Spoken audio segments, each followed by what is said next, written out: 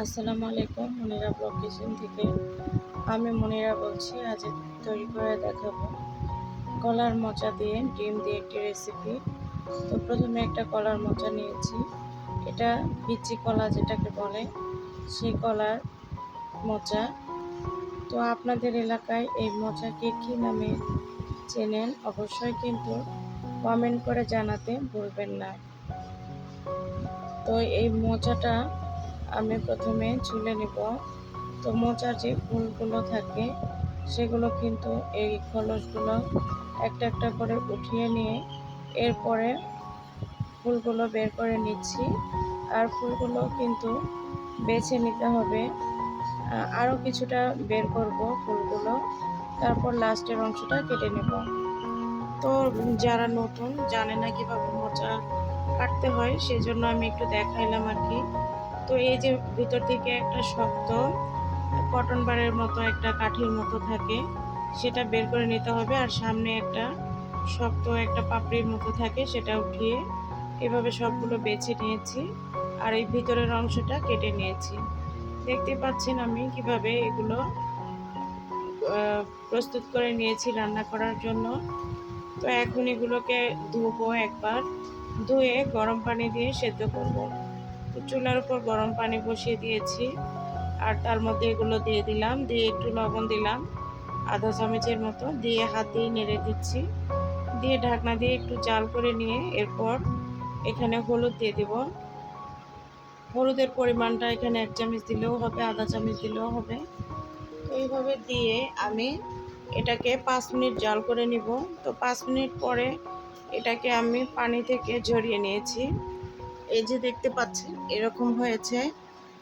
তো এখন এটা অনেকটাই সেদ্ধ হয়েছে। এটাকে বেটে রেখে দিব।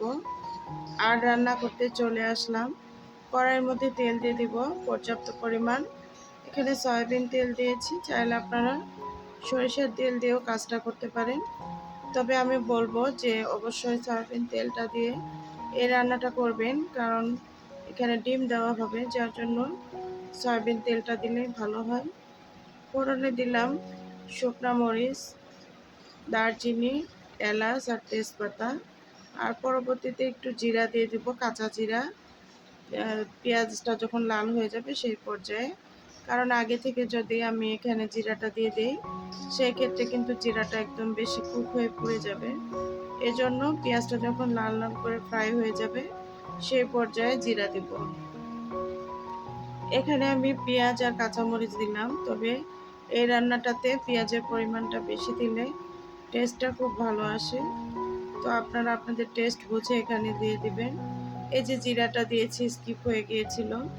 এখানে 2 টেবিল চামচের মতো আদা রসুন বাটা দিয়ে দিলাম। আদা রসুন বাটা দেওয়ার চেষ্টা করবেন, চাইলে এখানে রসুনের কোয়া ব্যবহার করতে পারেন এই পর্যায়ে। তো আমার দিতে মনে ছিল না, যার জন্য দেওয়া হয়নি। তো এখন এটাকে নেড়ে চেড়ে নিচ্ছি।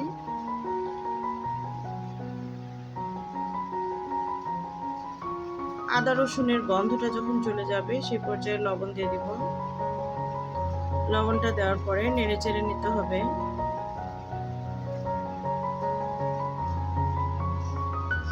তো এখন এটাকে ভালো করে নেড়ে চেড়ে একটু পানি দিয়ে দিলাম, আধা কাপের মতো। পানিটা দিয়ে এরপরে গরম মশলা, গুঁড়া মশলার গুঁড়াগুলো দিয়ে দিব। জিরার গুঁড়া, ধনিয়ার গুঁড়া, হলুদ আর মরিচের গুঁড়া এখানে 1 চামচ করে দিয়েছি। যেহেতু একটা আমার মোচা এখানে পরিমাণটা খুব কম, যার জন্য এখানে কিন্তু শুকনা মরিচ, কাঁচা মরিচ এবং গুঁড়া মরিচ 3টাই ব্যবহার করেছি। মশলাটাকে ভালো করে কষিয়ে নিয়েছি অফ ক্যামেরাতে। তেল ছেড়ে দিয়েছে। এ পর্যায়ে আমি বেটে রাখা মোচাগুলো দিয়ে দিচ্ছি। তো একটু পানি বের হয়েছে, আসলে মোচাটা যেহেতু সেদ্ধ করা সেই ক্ষেত্রে একটু পানি বের হয়ে যায়। তো এখন এটা মশলার মধ্যে দিয়ে দিলাম। এটা খেতে অনেকটা ব্রেন যেরকম রান্না করা হয় গরুর বা খাসির, যে মগজ বলি আমরা, তো সেই রকম অনেকটা লাগে খেতে। এখানে মোচাটার সঙ্গে আমি 2টা ডিম ব্যবহার করব। 1টা, 2টা, 3টা, যে যেমন এখানে ডিম পছন্দ করবেন খেতে সেই পরিমাণ দিতে পারেন। তো এর জন্য এটার টেস্টটা একদম অনেকটা মগজের মতো লাগে খেতে। তো একদম মগজ ভুনা করলে যেরকম টেস্ট লাগে অনেকটা ওরকম লাগে। আর মশলাগুলো যেহেতু আমি মাংস রান্নার মশলা সবগুলোই ব্যবহার করেছি, যার জন্য টেস্টটা খুবই ভালো এসেছিল বা খেতেও খুবই ভালো ছিল। আপনারা যারা কখনো এভাবে ডিম দিয়ে রান্না করেননি, একবার ট্রাই করে দেখতে পারেন। তবে এখানে বলবো যে মোচাটা কিন্তু অবশ্যই ভালো দেখে নিতে হবে। বিচি কলার মোচা কিন্তু খেতে অসাধারণ লাগে, একটু তিতা লাগে না। তো এখানে পানি দিয়ে দিয়েছি 1 কাপের মতো, দেওয়ার পরে এটা ঢাকনা দিয়ে ঢেকে জাল করে নিয়েছি।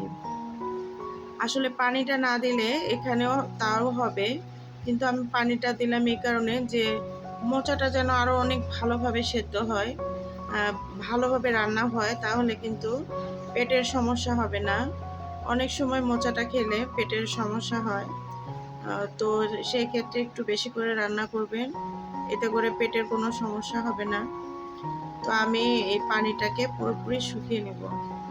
আর এখানে তেলের ব্যাপারটা, আপনাদের কাছে যদি মনে হয় তেল কম হয়েছে, সেই ক্ষেত্রে তেলটা আরও অ্যাড করতে পারেন। সেটা হচ্ছে ডিমটা দেওয়ার পরে তেল ব্যবহার করবেন, বা আমি এখানে লাস্টের দিকে ঘি ব্যবহার করেছি, আপনারাও কিন্তু ঘিও দিতে পারেন। তো তেল বা ঘি দুটার একটা দিবেন। আর যারা এখানে চিনিটা খেতে পছন্দ করেন, চিনিটা দিতে পারেন। তো ইন্ডিয়াতে আমি সাধারণত একটা জিনিস সবসময় শুনি, সেটা হচ্ছে ঘটি আর বাঙ্গাল। তো ঘটি আর বাঙ্গাল এই দুজনের মধ্যে কেউ একজন রান্নাতে চিনি পছন্দ করে, চিনিটা খেতে পছন্দ করে। তো আমি এটা কখনোই বের করতে পারতাম না আসলে কে চিনি খায়, ঘটি না বাঙ্গাল। তো তখন একবার আমি চিন্তা করলাম যে চিনি খায় সে, অবশ্যই বাঙালরা চিনি খাবে না, কারণ বাঙালি মানে ঝাল খাবার যারা পছন্দ করে, বাঙালিরা সাধারণত ঝাল খাবার পছন্দ করে, এই জন্যই বাঙাল। তো ঘটিরাই আসলে হয়তো চিনি ব্যবহার করে তরকারিতে।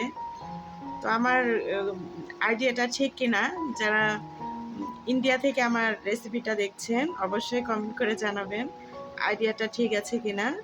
তবে ওই যে ঘটিরা এই মোচাতে লাস্টের দিকে একটু চিনি ব্যবহার করে। তো যারা চিনি খেতে চান তারা চিনি দিতে পারেন। তো আমরা তো আসলে বাঙালি, তো সেই ক্ষেত্রে আমাদের কাছে চিনিটা ভালো লাগে না খেতে তরকারিতে। সাধারণত রোস্ট রান্না করলে সেই ক্ষেত্রে একটু চিনি দেই, তাছাড়া অন্য তরকারিতে চিনি দিলে ভালো লাগে না খেতে, যার জন্য আমরা এখানে চিনি ব্যবহার করি না। তো আপনারা যারা চিনি পছন্দ করেন দিতে পারেন, তবে সামান্য একটু, হাফ চামচের মতো। তো 2টা ডিম আমি দিয়েছি, আর কিভাবে কি করলাম সম্পূর্ণটা তো দেখতেই পেলেন। তো আমি কথা বলতে নিয়ে ভিডিওর অনেক কিছুই বাদ রেখেছি। তো এখানে ভাজা জিরার গুঁড়া লাস্টের দিকে দিয়ে দিব। আর আমার তরকারিটা ভালো করে লক্ষ্য করলেই বুঝতে পারবেন আমার কিন্তু এই রেসিপিটা প্রায় হয়ে এসেছে, পানিটা শুকিয়ে গিয়েছে। আর এখন যেটা দেখতে পাচ্ছেন সেটা কিন্তু তেল। এখন যত জাল করবেন তেলটা ধীরে ধীরে বের হওয়া শুরু হয়ে যাবে। আমার রেসিপিটা একদম রেডি, এই জন্যই বলছি। দেখুন প্যান থেকে কিন্তু আমার এই মোচার তরকারিটা আলাদা হয়ে চলে আসছে।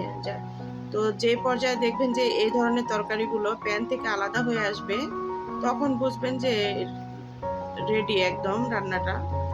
তো এখানে যে ঘি দেখাইলাম, এই ঘিটা একটু দিয়ে দিব 1 চামচের মতো। ঘিটা দিবেন, টেস্টটা অনেক ভালো লাগবে। আর আসলে রেসিপিটা রেডি, এই যে লেগে ধরছে। তো ঘিটা দিয়ে নাড়াচাড়া করে নিয়েছিলাম, স্কিপ হয়ে গিয়েছে। আর এখন এটা একদম রেডি, যার জন্য উঠিয়ে নিচ্ছি একটা সার্ভিং পাত্রে। তো এই যে ফাইনালি আমার রেসিপিটি একদম রেডি। তো আমার রেসিপিটা কেমন লাগলো অবশ্যই কিন্তু কমেন্ট করে জানাতে ভুলবেন না। এতক্ষণ সময় নিয়ে যারা আমার ভিডিওটি দেখেছিলেন সবাইকে অসংখ্য অসংখ্য ধন্যবাদ। ভালো থাকবেন, টাটা, আল্লাহ হাফেজ।